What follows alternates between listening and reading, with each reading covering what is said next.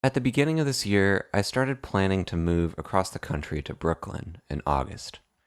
This decision impacts my career as a percussionist and musician in a lot of ways. I'll be relocating to a different practice space with less physical space for instruments, but also losing access to all of the instruments at UW and consolidating my personal gear to fit in my space.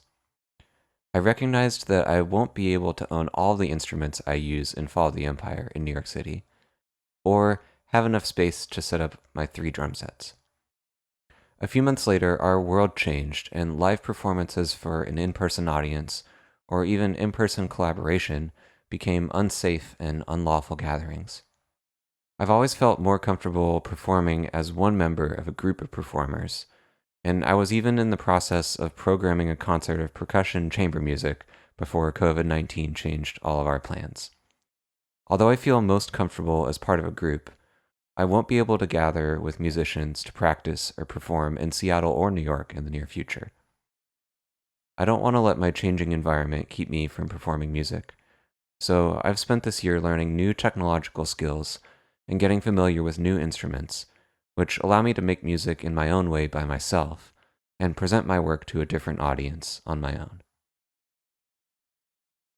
Two of my biggest investments have been the malletSTATION, a MIDI instrument in the configuration of a 3-octave keyboard played with mallets, and Ableton Live, which is a digital audio workstation in the traditional sense, as well as a software instrument designed to be used in live performance. I've been exploring the limits and capabilities of my new gear by recreating popular songs or music compositions, running into problems, and working out solutions. In my pop covers, I attempt to produce a faithful reproduction as close as possible to the original.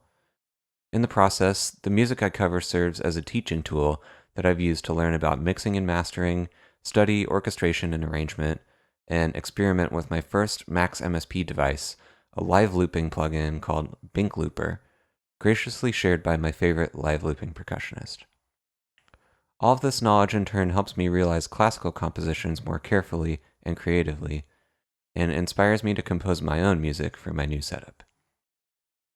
The malletSTATION has been a helpful and inspiring tool in my music making in isolation. The instrument has its own benefits and disadvantages, like comparing a piano to a MIDI keyboard. Any electronic instrument is less touch sensitive than an acoustic instrument, so I've had to fine-tune and calibrate my malletSTATION to accurately output dynamics I input, and I'm still adjusting to the physical sensation of playing the instrument instead of a marimba or a vibraphone. There's a small but distinguishable amount of latency between the instrument and most MIDI instruments in my computer, so sometimes I've had to play slightly ahead of the beat in order to communicate in time with my computer. And I've had to experiment with different mallets in order to get the quietest attack sound when I strike a pad.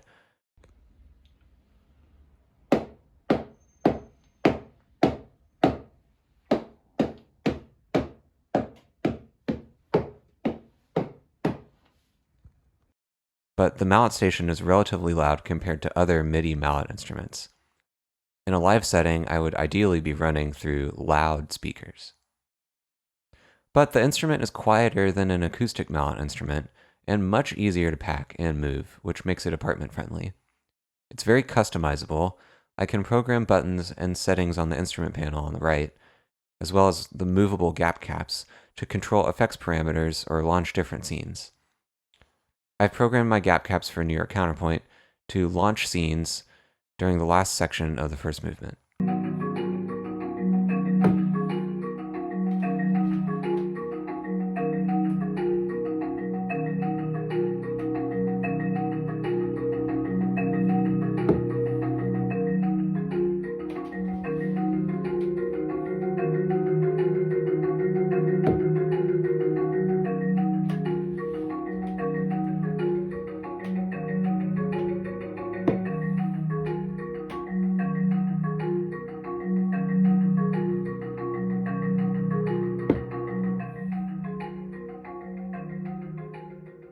And when used in tandem with Ableton Live, I can play any available digital instrument, I can switch instrument voices and effects parameters with one button, and have many different digital instruments available to be played by one single malletSTATION.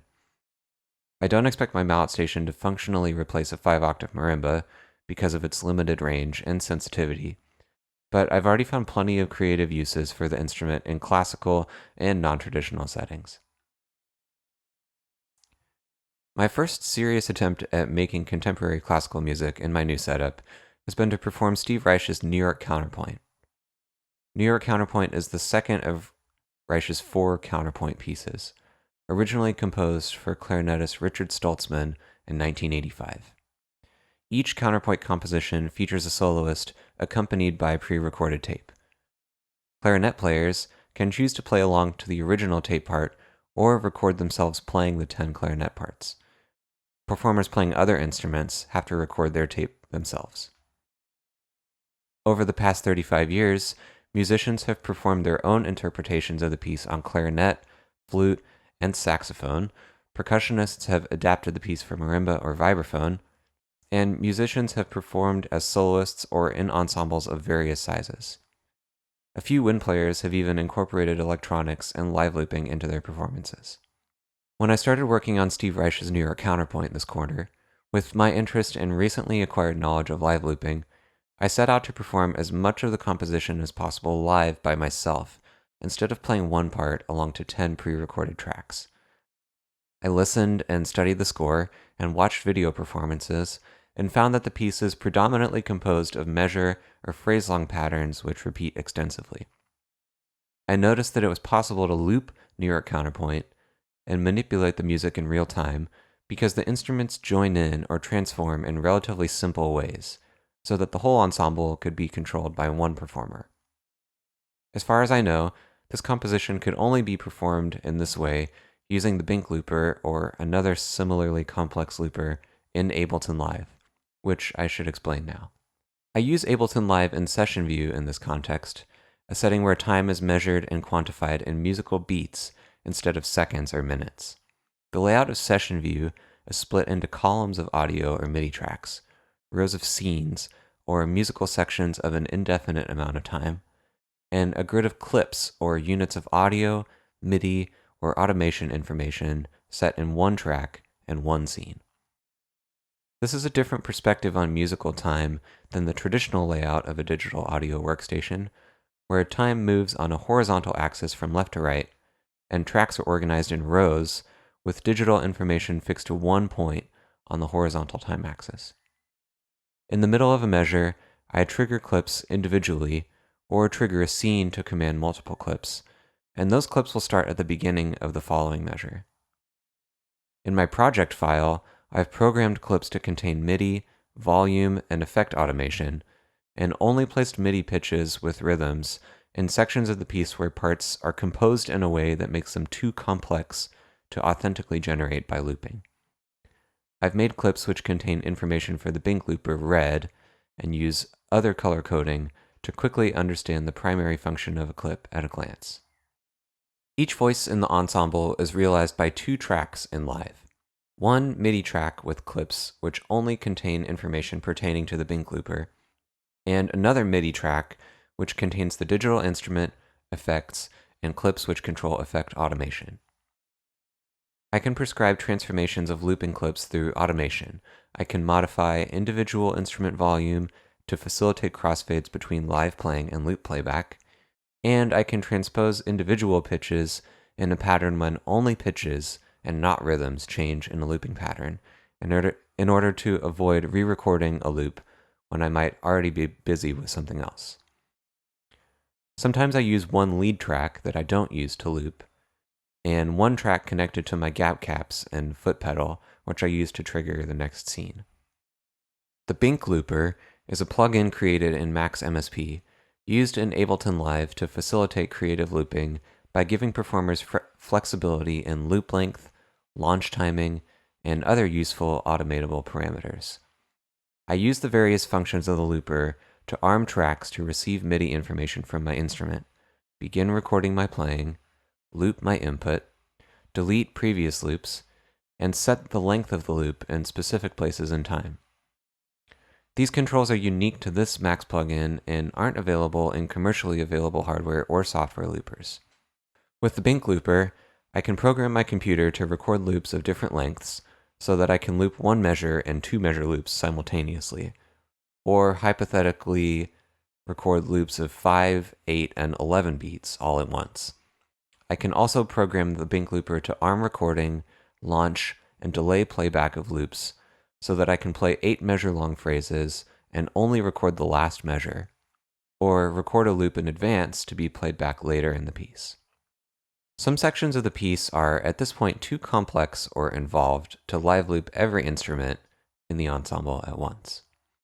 To begin the composition, as well as at the end of the first movement, Reich writes swells and breaks in small groups of instruments playing constant eighth note pulses.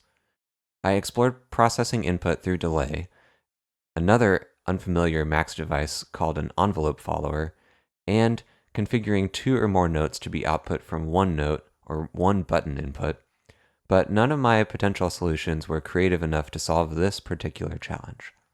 In these instances, I pre-recorded MIDI note data in clips and automated their volume in order to trigger notes and volume with one press of one button.